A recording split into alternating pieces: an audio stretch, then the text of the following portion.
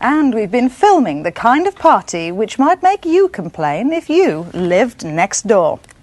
Hey, what is the problem again? This one dedicated to our conscious belief. The party was a blues, a traditional West Indian Nisa. And when we arrived, it was in full swing. 60 people were crammed into a one-bedroom ground floor flat in Handsworth, Birmingham, and the building vibrated to the beat of the music. The organiser and DJ is Errol Bailey, who's a prominent Rastafarian and community worker in the area. Parties like this one are often a source of friction between neighbours. They can last for several days and sometimes trigger off rows with strong racial undertones. In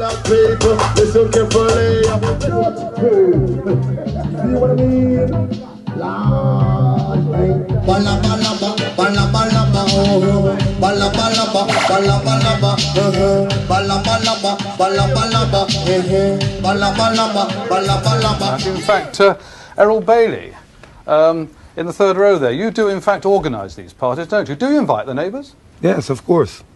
From how many houses away? 3 or 4. 3 or 4. Now, do you get complaints?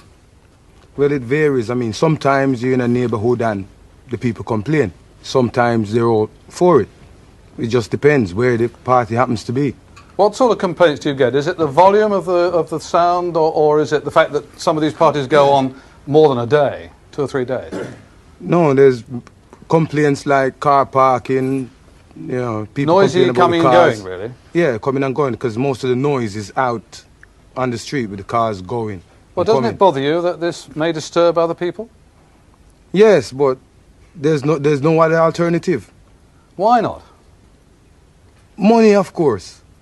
I mean, what we need is premises. Everybody would like to, if they're going to keep a party, they hire a big club for £250 a night or something like that. Then the question going to come, where are we going to get £250 a night from to go and hire a man's club so that we can keep a party in there? Any of the rest of your colleagues want to come in this? I gather most of you are DJs, aren't you? And you organise parties in various parts of Birmingham? Well, you want to justify having these noisy parties? Because a lot of people think they are. Well, I'm a DJ for a sound called King of Lion. We've been going on now for quite a number of years. And for the noisy parties, you see, with people, or our people, we like all-night entertainment. It's for our upbringing. When we've been brought up listening to music, our fathers, our mothers used to go to parties, we know about it. And at the moment, the government hasn't even given us nowhere for a whole-night party. So what it has all boiled down to is for us to have it in our houses. Superintendent Martin Burton in the second row there. Of course, sometimes music parties, not necessarily blues parties, but loud music parties lead to violence, and there have been 1 or 2 pretty drastic examples that you can quote, haven't there? Yes, there has. There was one 3 or 4 years ago in Borsall Heath.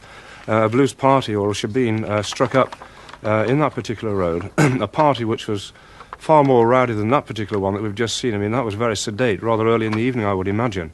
But this one that cracked off in Borsall Heath, it went on for a number of days, 4 or 5 days.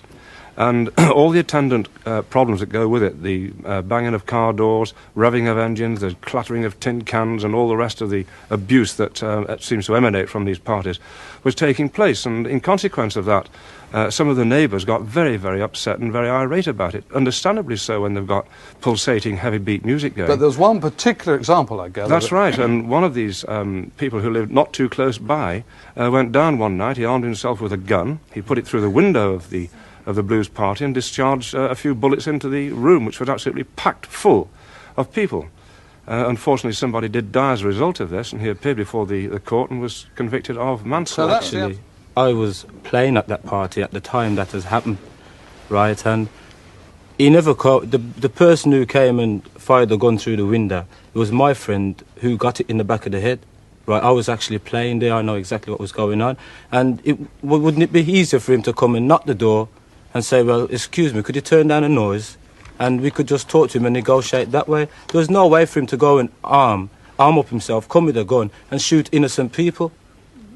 OK, well, look, that's an extreme case. We won't go into that any further. We're obviously not got to solve the problem, but certainly give us plenty to think about.